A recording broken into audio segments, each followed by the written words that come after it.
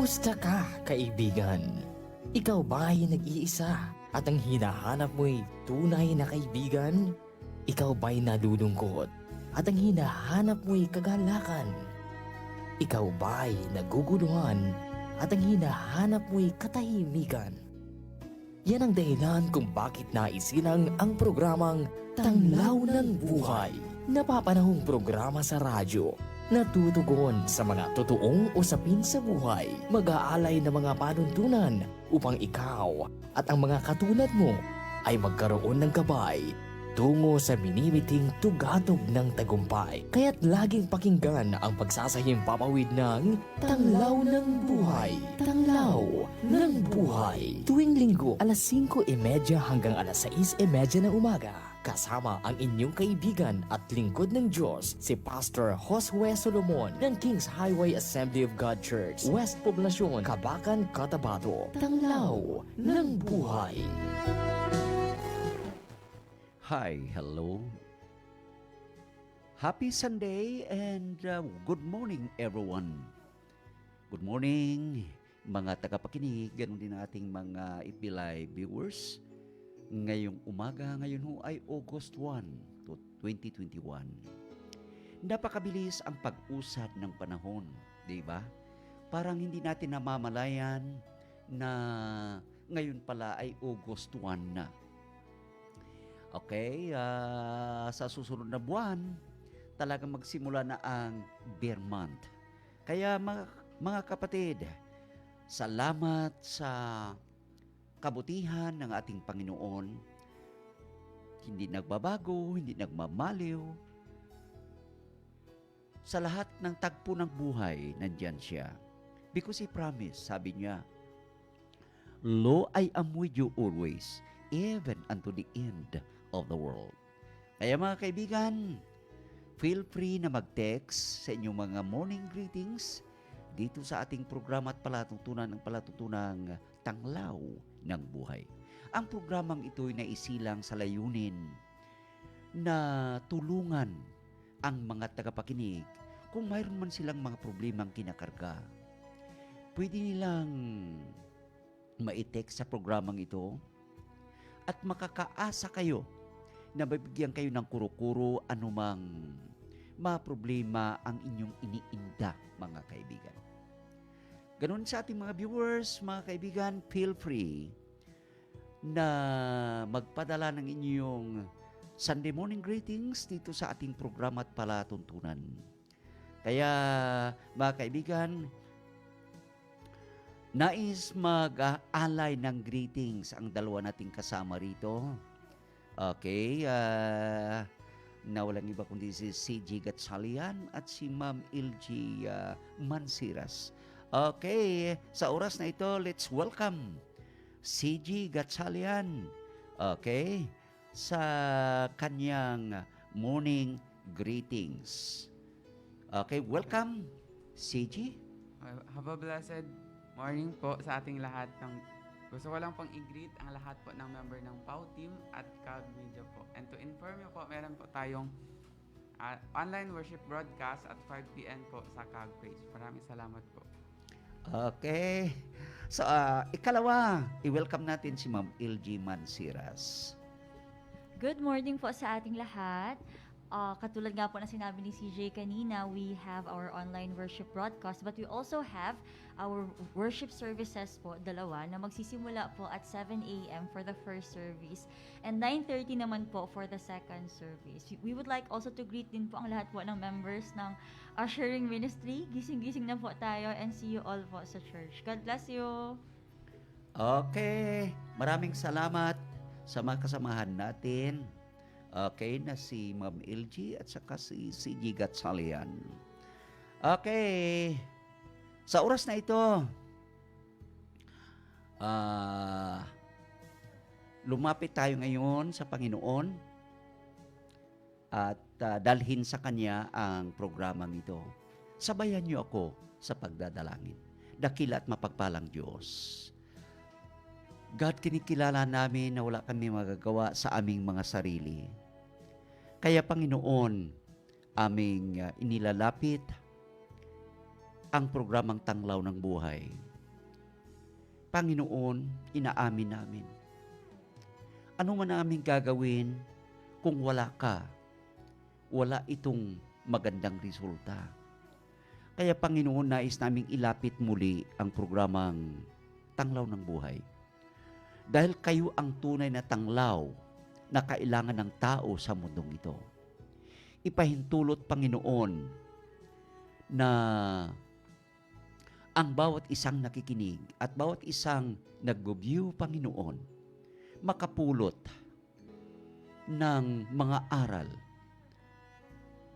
makakuha, Panginoon, ng gabay tungo sa ikapagbabago at sa kaaayos ng buhay. Tulungan ninyo, Panginoon, inyong lingkod, gawin siyang tulay ng inyong pagpapala.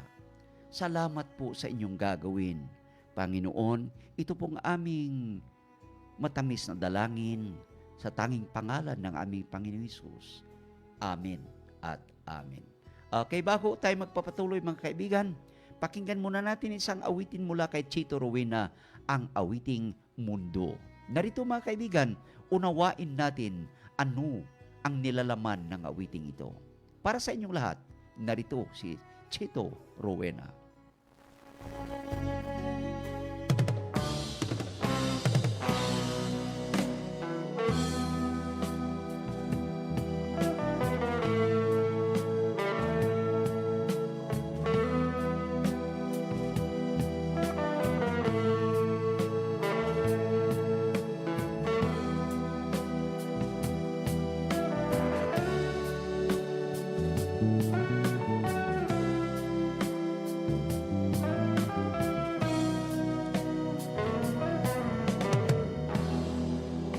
Masdan mo ang mundo at pag nilay-nilayan mo, digmaan ay sumisigla, di magsika na laganan. At sa ibang panig naman na walang kabuluhan, tao'y nagpapasasa sa makamundong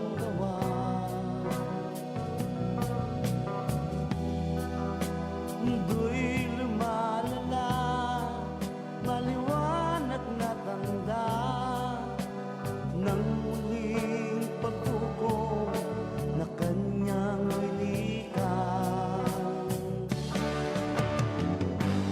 At sa'yo, pamilay-nilay, damay mo ang isang taglay. Lahat tayo'y maging handang naghihintay sa anak ng Diyos na buhay.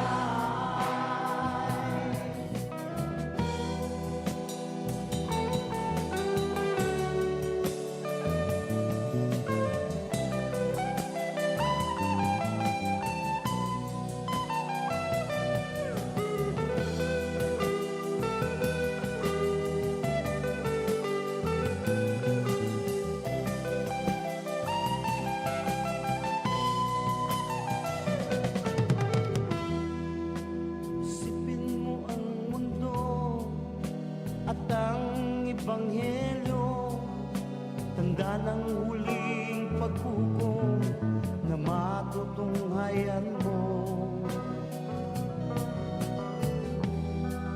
Pagtalinong sobra ng tao ay isa sa mga ito, sa kapangyarihan at salapi ay di na makontento. Mundo'y lumalala, maliwanag na tanda ng huling paghukom na kanyang winikan.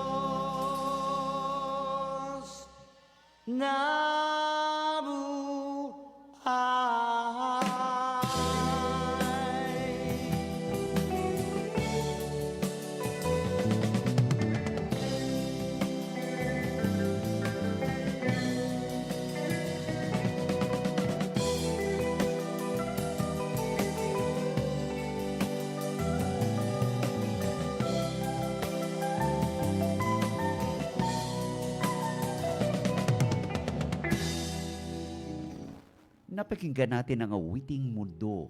Mga kaibigan, isinalaysay ni Chito Rowena, mga kaibigan, ang tunay na larawan ng mundong ginagalawan mo at ginagalawan ko. Mga kaibigan, isang bagay na dapat pag-isipan ni Numan,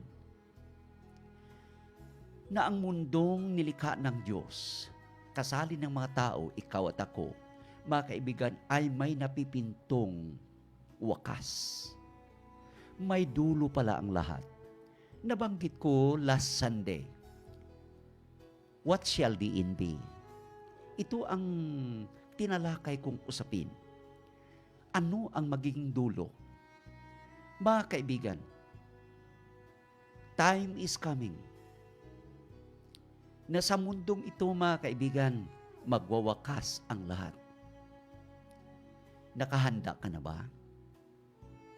Kung sakali darating man itong napipintong panahon. Kaya nga, mga kaibigan, nais nating basahin ang ating text. Okay? Basahin natin ang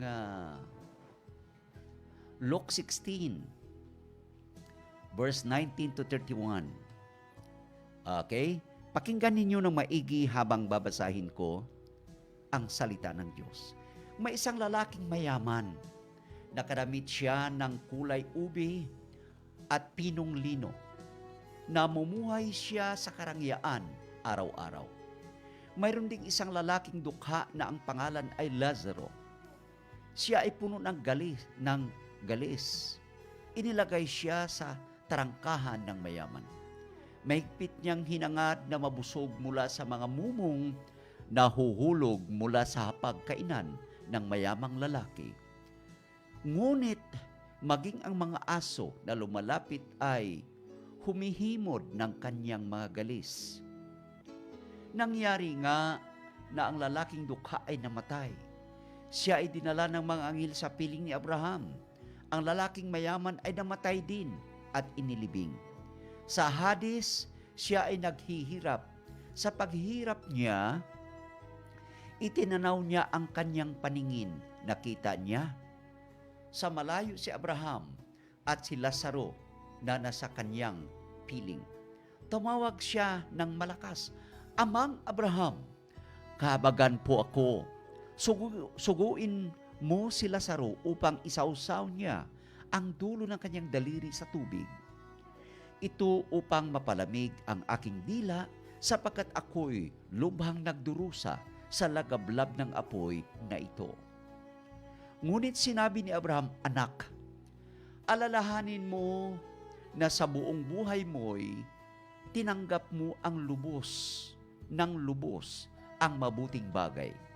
Gayon din naman si Lazaro ay tumanggap ng mga masasamang bagay. Sa ngayon siya'y inaaliw at ikaw ay lubhang nagdurusa. Bukod sa lahat ng mga bagay na ito, sa pagitan namin at sa iyo ay mayroong malaking bangin. Dahil dito, sila na maghangad na tumawid mula dito patungo sa iyo ay hindi makakatawid. Maging sila na maghangad tumawid mula riyan patungo sa amin ay hindi makatatawid."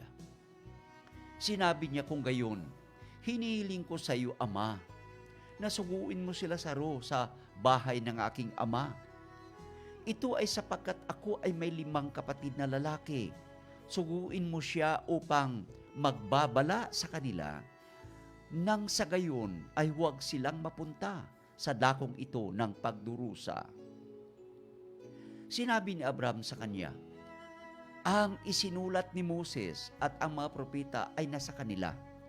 Hayaan mo sila ay makinig sa kanila." Sinabi niya, "Hindi, Amang Abraham. Sila ay magsisisi kapag pupunta sa kanila ang isang nagmula sa mga patay." Sinabi ni Abraham sa kanya, "Kung hindi nila pakikinggan si Moses at ang mga propeta, hindi sila mahihikayat kahit na may isa pang bumangon mula sa mga patay." May the Lord bless the reading of His holy word.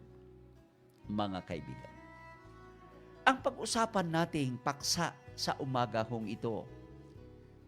Okay? In English, ito'y nagsasabi ng the realities of life. Ang mga katotohanan patungkol sa buhay. Yes. Mga kaibigan, ang buhay mo at ang buhay ko ay puno ng kasaysayan.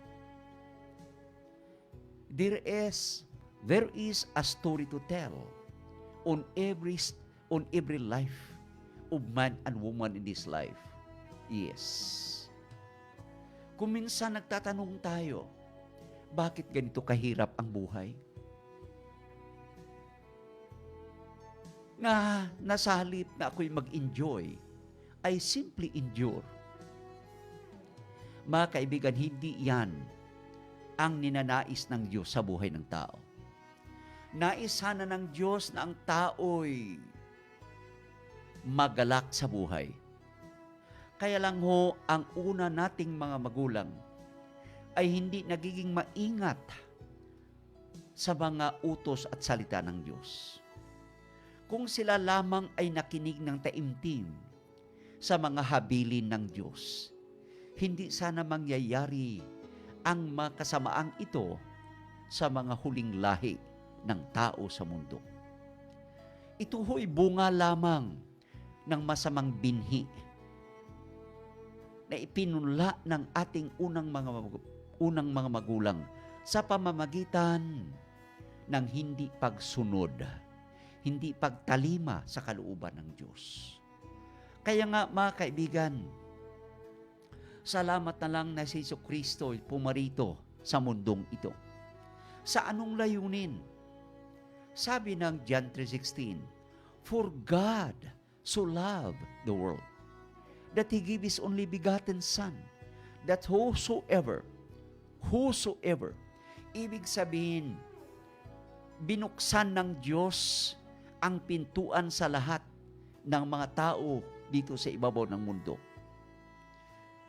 Sabi niya rito, that whosoever, ang sinumang tumanggap at sumampalataya kay Jesucristo, that whosoever believes on Him should not perish, but have everlasting life. Mga kaibigan, yes, naging makasalanan tayong lahat. Wala ni isa sa atin na matuwid. Yan ang sabi ng Romans 3:10. Mababasa natin yan sa Romans 3:10. No one is righteous, no not one.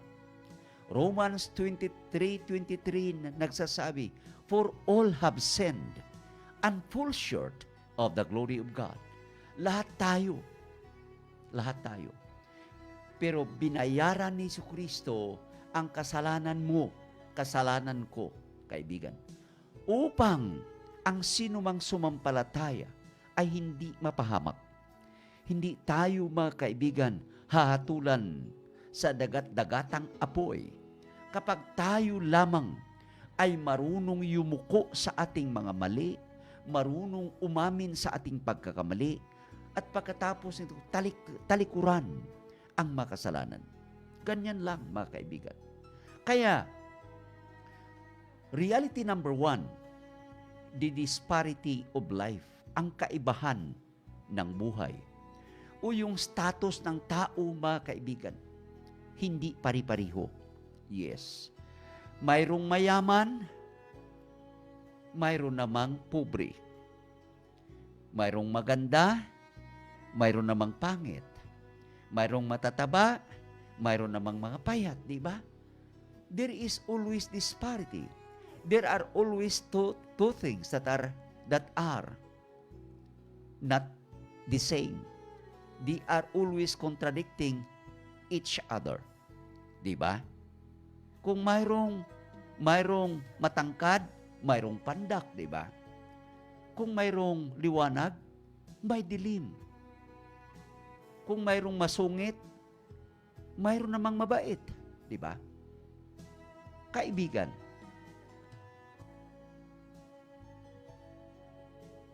sa nabasa natin, may isang mayaman na may kapitbahay rin na isang pulubi. So, nabanggit natin dito, the disparity of life. Ang taong ito, sabi rito, ang kasuotan niya ay kulay ube at pinong lino. Namumuhay siya sa araw-araw sa karangyaan. Masasarap ang kanyang mga kinakain araw-araw.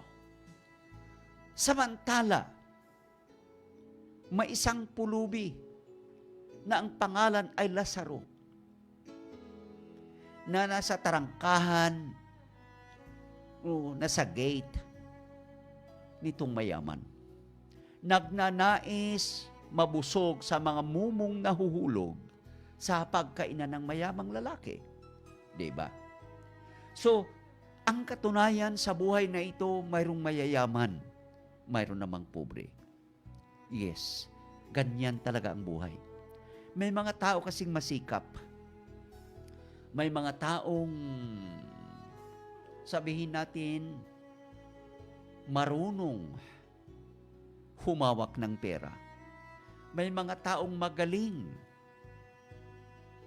They handle their position properly. Kaya nagiging mayaman sila. Okay? Hindi naman masama kapag ikaw ay naging mayaman. Hindi naman masama kapag ikaw ay pobre.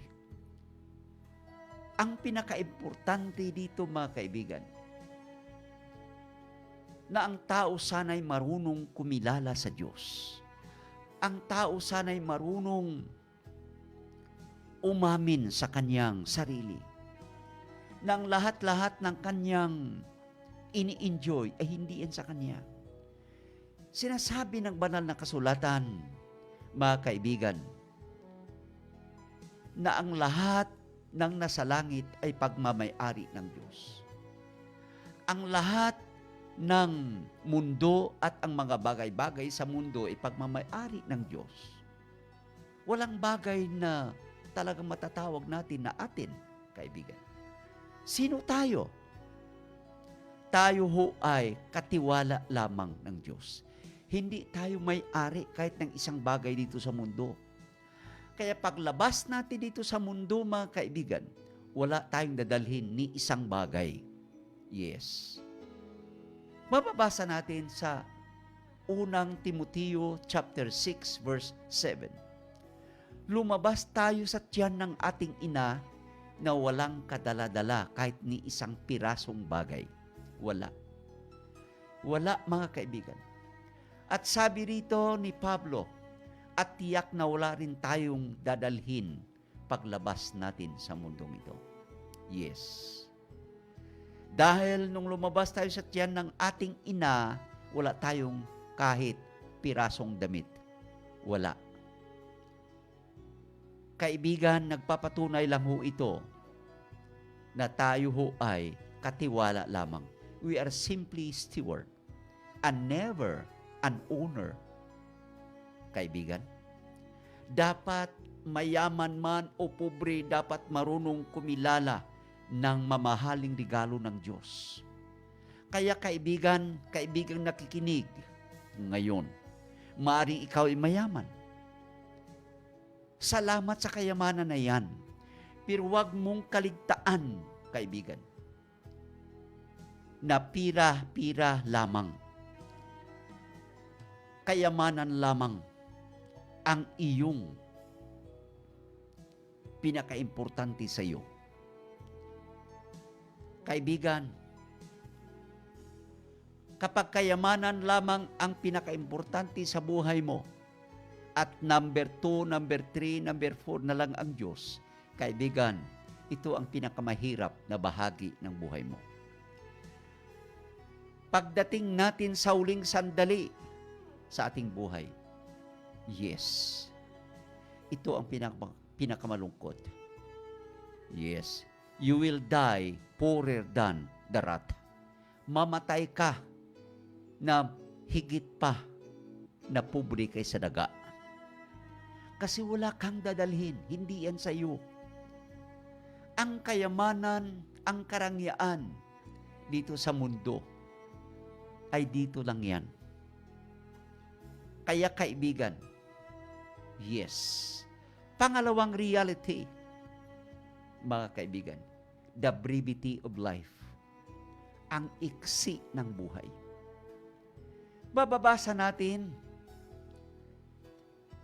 Job 14. Okay? Job 14. Ang buhay ng tao'y maikli lamang. Subalit punong-puno ng kahirapan. Sabi dito.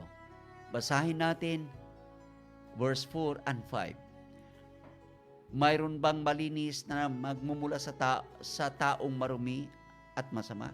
Verse 5. Sa simula pa itinakda na ang kanyang araw at bilang na rin ang kanyang mga buwan. Nilagyan mo siya ng hangganan na hindi niya kayang lampasan. Okay? Sa simula pa itinakda na ang kanyang araw. Yes, naitakda na ang kanyang araw. At bilang na rin ang kanyang mga buwan. Nilagyan mo siya ng hangganan na hindi niya kayang lampasan. Mga kaibigan, the brevity of life, isang katotohanan. Katotohanan na masabi natin, makikita natin sa ibabaw ng mundo na talagang maiksi ang buhay. Noon, oo, sa simula, mahaba noon ang buhay ng tao. The longest man who lived on the face of the earth is Methuselah. Ang nagiging edad niya bago siya mamatay ay 969. Yes, almost 1,000 ang kanyang edad.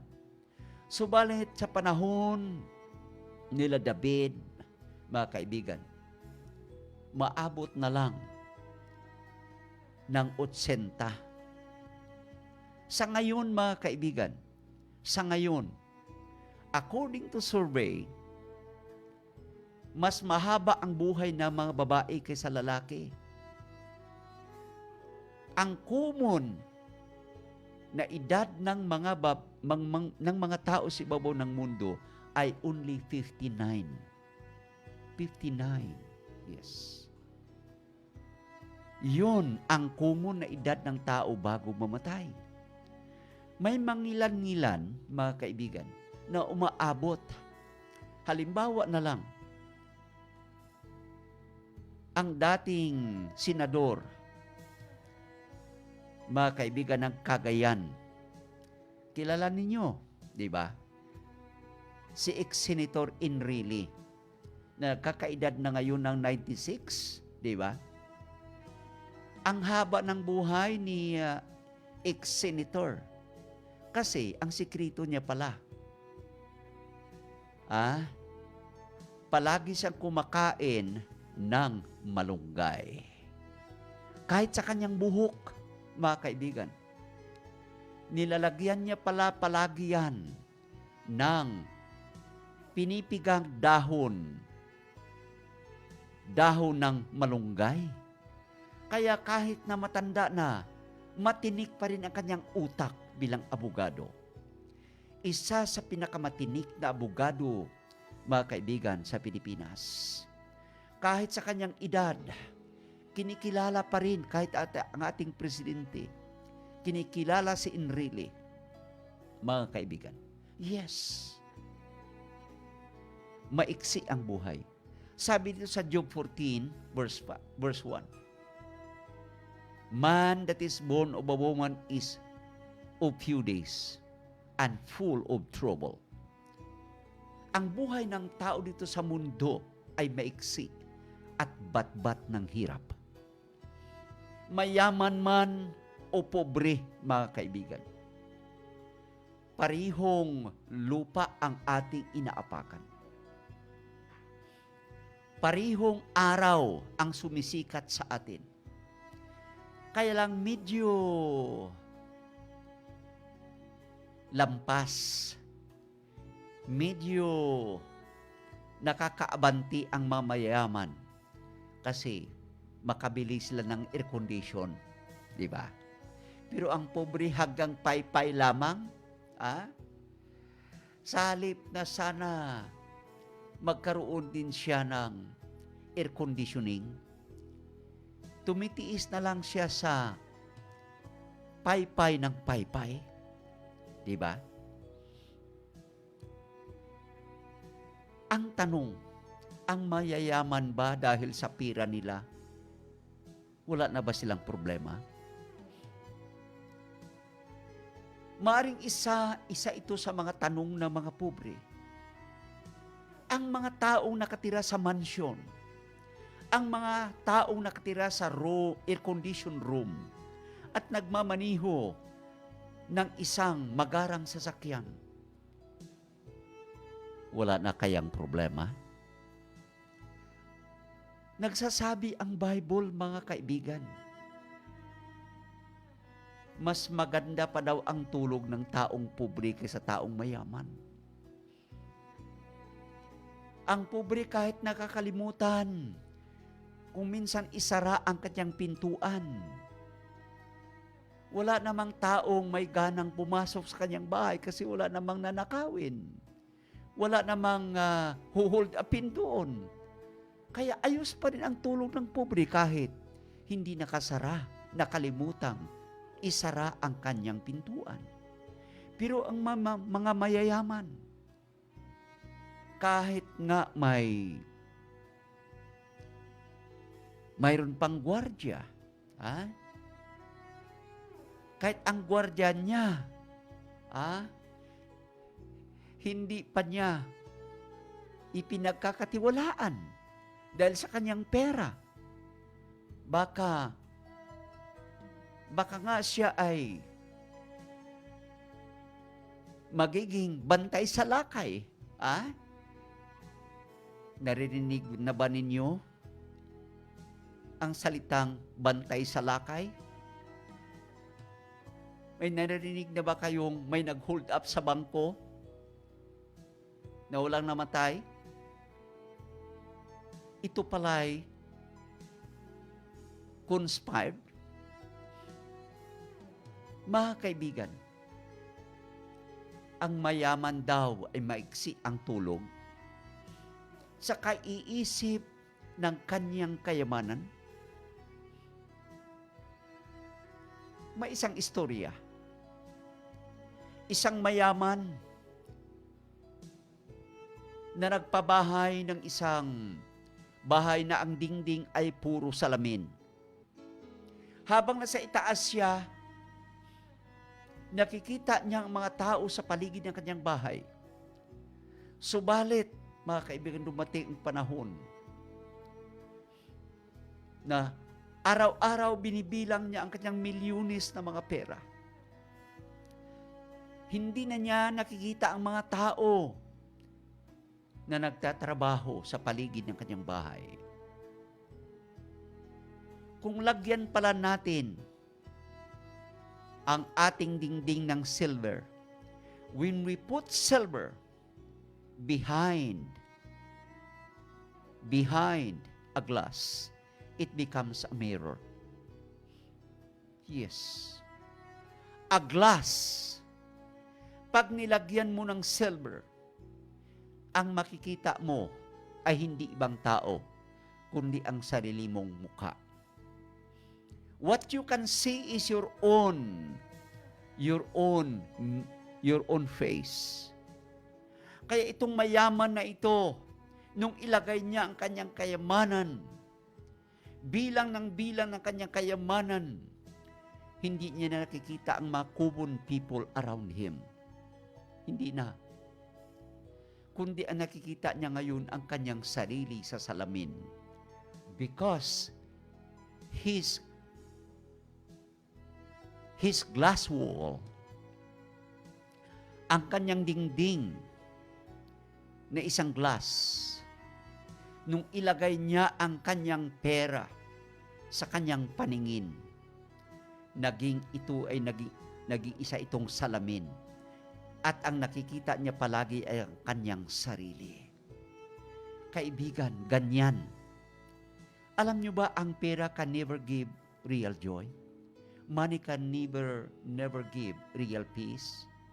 Money can never give real security? Hindi. Maraming mga bilyonaryo, mga milyonaryo, mga kaibigan, na hindi masaya. Hindi tahimik ang kanilang buhay. Kaibigan, kaya ang advice ni Pablo, 1 Timothy chapter 6 verse 10, hindi naman masama kung ikaw ay milyonaryo. Hindi naman masama kung marunong kang humawak ng pera mo at lumaki at lumawak. Hindi mali, kaibigan. Pero lamang kung mahalin mo ang pera, higit sa Diyos o kapantay ng Diyos, money can become. Anong sabi ng Bible? For the love of money is the root of all evil. 1 Timothy chapter 6 verse 10. For the love of money is the root of all evil. Ito'y ugat ng lahat ng uri ng kasamaan sa ibabaw ng mundo. Kaya kaibigan, pag minahal mo ang pera, aalipinin ka ng pera, uutusan ka ng pera. Ang edukasyon, ang maganda mong edukasyon, ang mataas mong edukasyon ay mawala. Yes. Dahil kung ano ang utos ng pera, para kang naging jukebox. Ha? Pag binigyan ka ng pera, sunod ka ng sunod. Ha? Kung magsalita ang pera, nakikinig ka lagi.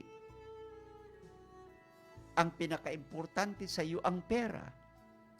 Kaibigan, hindi natin pwedeng ipagkaila ang salita ng Diyos. 1 Timothy chapter 6 verse 10. For the love of money is the root of all kinds of evil. Kaya kaibigan, yes. Ano ang sabi ng Hebrews 13:5? Mamuhay tayo ng free from the love of money. Let us live the life that is free from the love of money. Because God promised, never will I leave you nor forsake you. Sabi ng Panginoon, hindi ko kayo iiwan, hindi ko kayo pababayaan. Kaibigan, alalahanin mo ito. Alalahanin mo ito. Kaya kaibigan, yes. Alam mo ba, darating ang sandali na mamatay ang tao? Hebrews 9:27. At kung paanong itinakda sa mga tao ang mamatay na minsan, at pagkatapos nito ay ang paghuhukom? Yes. Alam mo ba, kaibigan, in this brevity of life, there is an impending judgment. Because man, whether you are rich or poor, time is coming that you are going to die because life is not yours. Ang buhay na yan na ini-enjoy mo, hindi yan sa iyo. Yan ay pahiram lamang ng Diyos sa iyo. Yes. Kaya sabi rito, namatay ang pubring Lazaro. Saan dinala ang kanyang kaluluwa, mga kaibigan? Verse 22, basahin natin. Baba pa mga. Nangyari na ang lalaking dukha ay namatay. Siya ay dinala ng mga anghel sa piling ni Abraham. Sabi dito sa verse 2, ulitin ko. Nangyari nga na ang lalaking dukha ay namatay. Siya ay dinala ng mga anghel sa piling ni Abraham. Yes, saan dinala? Ang pubring Lazaro, mga kaibigan, saan dinala ng mga anghel? Sa piling ni Abraham. Dahil ito ay isang parabola. Because this is a parable. This is an earthly story, but this is of heavenly meaning. Yan ang ibig sabihin. Si Abraham dito, ang tinutukoy, Diyos ito. dinala ng mga anghel sa piling ni Abraham. Dahil ito ay earthly story. Makasaysayan, maikli, makasaysayang istorya. Subalit ang kahulugan ay makalangit. Okay? Si Abraham dito, ang tinutukoy dito ay ang Diyos. At namatay rin ang lalaking mayaman at inilibing. Verse 23, sa Hades o sa impyerno siya ay naghihirap. Sa paghirap niya ay itinanaw niya ang kanyang paningin. Nakita niya sa malayo si Abraham at si Lazaro na sa kanyang piling. Okay. Nung namatay sila, kaibigan, naunang namatay ang pubring Lazaro kasi puno ng galis ang kanyang katawan at dinidilaan ito ng aso ng mayaman. Subalit nang mamatay itong pubring Lazaro, naninirahan siya sa piling ng Diyos. Namatay ang Lazaro, namatay rin ang mayaman. Nung mamatay siya, inilibing siya at dinala ang kanyang kaluluwa, mga kaibigan, verse 23, namatay at dinala sa Hades o sa impyerno. Sa kanyang pagdurusa, mga kaibigan, nakita niya sa piling ni Abraham si Lazaro at tumawag siya. Nagmakaawa siya sa verse 24. Tumawag siya ng malakas, Amang Abraham, kahabagan mo ako. Suguin mo si Lazaro upang isausaw niya ang dulo ng kanyang daliri sa tubig. At upang mapalamig ang aking dila sapagkat ako ay lubhang nagdurusa sa lagablab ng apoy na ito. Kaibigan, ganitong nangyari. Nagmakaawa ang pubring mayaman. Dati mayaman, pero ngayon pubring na siya dahil naging kabaliktaran ang pangyayari. When before he died, he lived a life of abundance. Masasarap na pagkain ang kanyang kinakain, kaibigan. Pero ngayon, lumalangoy siya sa baliyab at lagablab ng apoy sa impyerno. Nagmakaawa siya dahil sabi niya, Amang Abraham, suguin niyo si Lazaro. Nagmamakaawa ako. Ang tao rin pala, pagdating ng huling araw, gaano man siya katigas, magmamakaawa din sa Diyos. Ang taong ito, dati-rati ay walang kaisipan patungkol sa Diyos. Walang paglilingkod sa Diyos kasi mayaman siya. Hindi niya kailangan ang Diyos. Hindi siya nakinig sa Diyos. Subalit sa oras na ito, nagmamakaawa.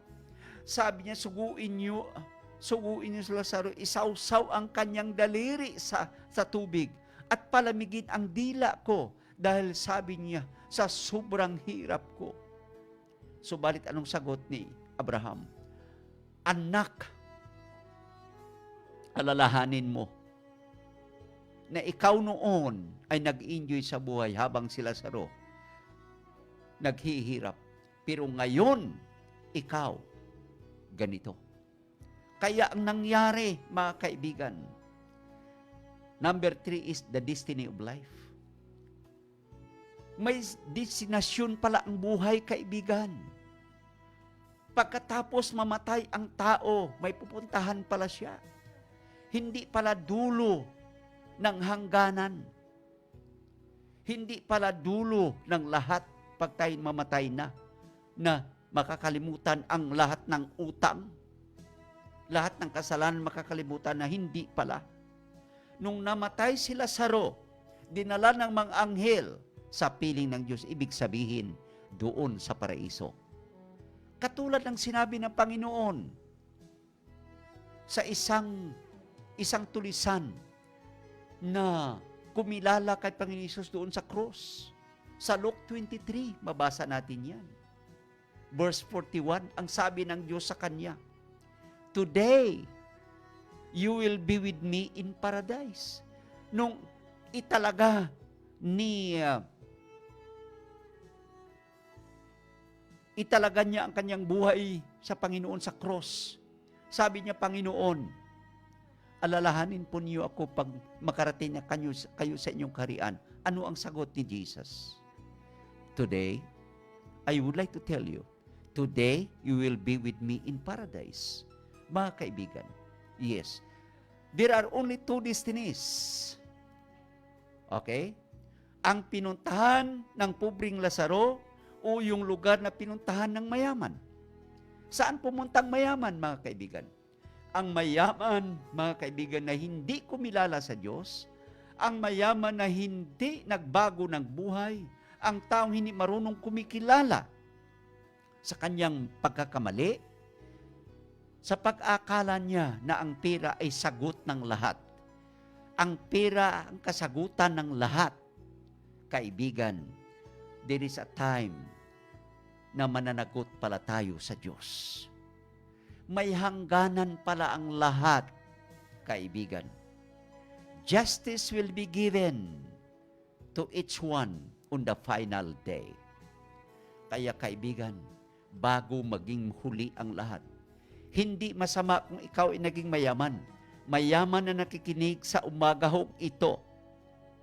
If ever may mga mayayaman na nakikinig, may mga tao na sa pag-akala na ang pera nila kasagutan sa lahat ng problema. Your money cannot give real peace, real joy, real love. Yes, kaibigan, because only God can give real peace. Only God can give real meaning to life, can give real satisfaction in life. Money cannot give real satisfaction. Yes. Yes, kaibigan. Kaya ang mayamang ito, nagmakaawa sa Diyos. Pero ano ang sabi? There is a gulf between us. Sabi, hindi pwedeng tumawid ang mga nandyan sa impyerno papuntang paraiso. At ang mga taga-paraiso hindi pwedeng tumawid sa kabila. Kaya sabi, humingi siya ng ikalawang hiling niya. Sabi niya, Amang Abraham, kung hindi pwede, sabi niya, nagmamakaawa ako sa iyo. May 5 pa akong kapatid na nabubuhay pa. Ayaw ko silang sumunod dito sa aking pinuntahan. Amang Abraham, ibalik mo sa buhay. Buhayin niyo si Lazaro at ibalik, sabi niya, upang bigyan ng babala ang mga kapatid kong nabubuhay pa. Amang Abraham, please, nagmamakaawa ang taong ito. Pero ano ang sagot ni Abraham? Nandoon sila ni Moses. Nandoon ang mga kasulatan na ipinangangaral ng mga propeta. Nandoon si Moses. Nandoon ang kasulatan. Doon ang mga propeta. Kung ayaw makinig ang mga kapatid mo kay Moses, ayaw nilang makinig, sabi, sa mga propeta, at ayaw nilang makinig sa kasulatan. Ayaw nilang pakinggan ang kasulatan. Kahit may patay pang nabuhay at pumunta sa mga kapatid mo, hindi makikinig. Hindi tatalima ang mga kapatid mo. Kasi ang logic ng Panginoon, kung ibalik din sila sa buhay na puno ng galis ang katawan, do you think rich people will listen to people with so many sores in his body? No, they will not listen to this kind of preacher. Kasi mayayaman. Ayaw nilang makinig sa taong marumi.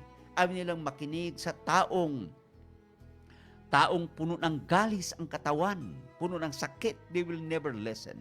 Kaya, mga kaibigan, kung ikaw ay may kapatid na gusto mong pumunta ng langit, at ikaw rin gusto mong pumunta ng langit balang araw, kaibigan, now is the time to settle down with God. Yes. Settle down before God and say, God, I'm sorry sa lahat kong kasalanan. Pagkatapos yan, hindi lang sorry, kaibigan. Kailangan talikuran mo ang kasalanan. Yes. Luke 13, verse 3. Ang tunay na kahulugan, kaibigan, ng tinatawag na real repentance ay ang pag-amin sa iyong mali, pag-change ng direksyon, at pagbalik loob sa Diyos. Talikdan ang kasalanan, kaibigan. May mga taong sincere na umiiyak sa altar.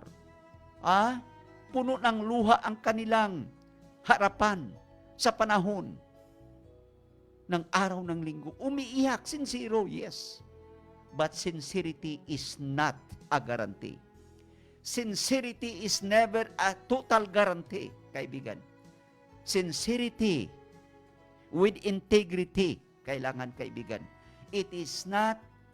Sincerity is not a complete guarantee, but sincerity with integrity is a complete security. Kaibigan, do you want to spend eternity in heaven with the Lord? Follow after me this short but humble prayer. I invite you to join me in prayer. Follow after me this.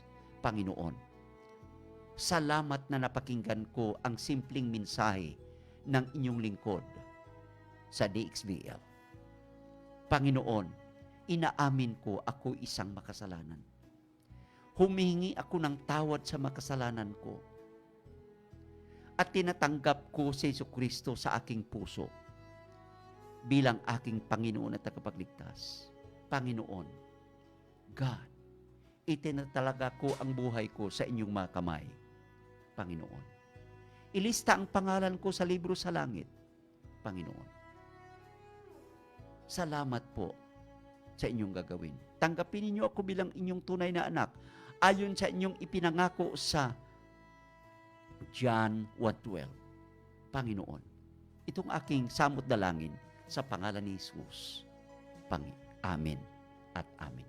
Kaibigan, if you have followed me this short but sincere and humble prayer, kaibigan, God is going to bring you to a place of destiny just like sa lugar na pinuntahan ng isang pulubing nagngangalang Lazaro. God bless everyone. Mga kaibigan, yes, kung sakali mayroong mga text messages na ating natanggap, ating babasahin. Okay. Sabi niya rito. Okay.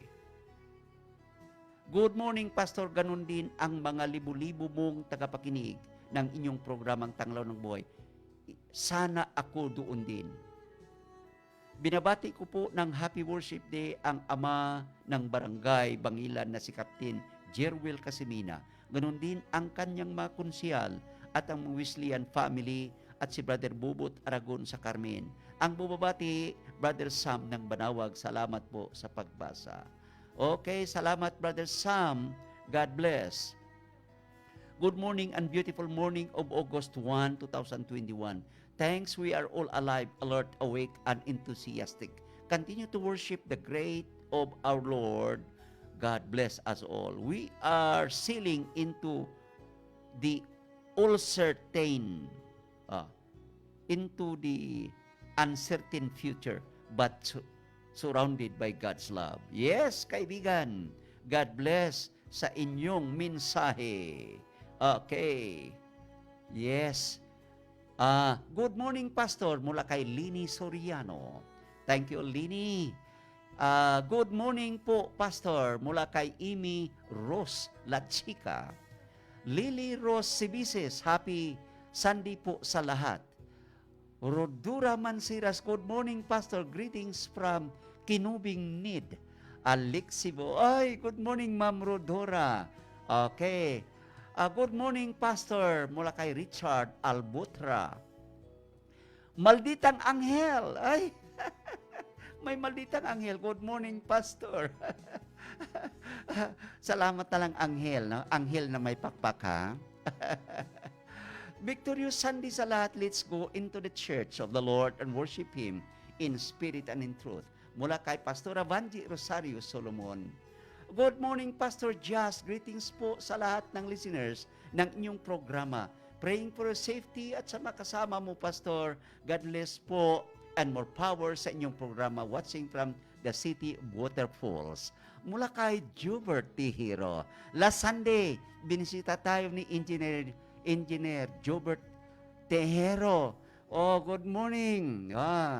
Brother Engineer Jubert Tejero. Okay, good morning, Pastor. Mula kay Linros Padua. Okay, happy Sunday to all. Matthew 6:33 mula kay BM Jonathan Tabara. Bing Nuts Bing. Good morning po, Pastor. B.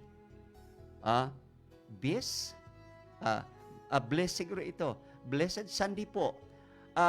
Paki-pray po ang anak ko sana po maging ulang. Maging ulang po siya sa training camp. Ano ito? Maging okay lang siya sa training camp. Sana po bigyan siya ng magandang kalusugan. In the name of Jesus, Panginoon, tulungan niyo ang anak ni Bing Nuts Bing, Panginoon, na maging okay siya sa kanyang training camp. In Jesus' name, salamat po, Panginoon. Yes, Lily Rose Services, watching you po, Pastor, from here in Riyadh, Saudi Arabia. Keep safe po, Lily Rose Services. Okay, watching you po from here in Riyadh. Okay, God bless. Okay, basahin pa natin. Okay, ang iba pang messages, sabi niya rito, okay, good morning, happy Sunday po, Pastor. Amen. Thank you, Lord. Kasi, rinig na rin kami ng mga salita mo sa araw. Prayer request ako ng butis po. Kasi ako ngayon, tapos ngayon din na buwan, yung mga panganganak ko, sana po madali lang ako manganak. Thanks po, Juan po. Yes, in the name of Jesus, tulungan nyo ang panganganak ni Juan in Jesus' name. Hallelujah. Thank you, Lord, for helping Juan. Pastor, happy Sunday. Great naman ako diri sa public market, Beltran Tres Chicken. Bisitahan ninyo iyang paninda. Salamat sa pagbasa, Pastor. God bless. Morning. Yes, binabati natin sa public market si Jerry Beltran sa kanyang Tres Chicken. God bless. Oh, hallelujah. God bless sa inyong lahat. Amen. Amen. Okay, narito mga kaibigan, ang isa pang happy Sunday morning to all, especially to you, Pastor and Pastora, mula kay Minerva Abi Balanag Leonilio. Okay, good morning. Good morning, watching. Okay. From Tibungko, Davao City, mula sa aking pamangkin, Nicole Golbin Solomon. Good morning, pag-greet Auntie, okay, pag-greet si Auntie Nets at Auntie Insik ng happy birthday. Dahil birthday nila ngayon ay happy birthday sa aking sunod na kapatid, si Nets, Nets ng Cotabato City. Happy birthday. Ganon din kay Josephine, ang aking bayaw, diyan sa President Rojas. Happy birthday sa inyo mula kay Nick. Okay, God bless sa ating lahat. Wala na pong oras na nalalabi sa ating programa at palatuntunan. Mga kaibigan, may karagdagan pa. Sabi rito, good morning, Pastor, from Mendoza family of Digos City. Good morning sa Mendoza family of Digos City. Mga kaibigan, nais natin pasalamatan lahat ng mga reactors sa ating FB Live. Ganon din sa ating listeners, mga kaibigan, sa DXVL, sa 94.9 FM. Thank you sa pagtangkilik sa ating programa at palatuntunan. Mga kaibigan, salamat sa inyong patuloy na pakikinig. Ang ating serbisyo mamaya, magsimula alas 7 hanggang alas 9 ang first service. At ang ikalawang serbisyo, 9:30 to 11. Mga kaibigan, please see us in church mamayang alas 7 At ikalawa hanggang mula alas 9:30 hanggang alas 11. God bless sa inyong lahat, kasama si Ma'am LG Mansiras, kasama si EG Gatchalian. Good morning sa inyong lahat. Kasama of course si Chris Credo. Okay? Your friend and servant on air is saying, God bless sa inyong lahat. Bye-bye. Hanggang sa susunod na linggo, God bless. I love you with the love of the Lord. God bless sa inyong lahat. Uy.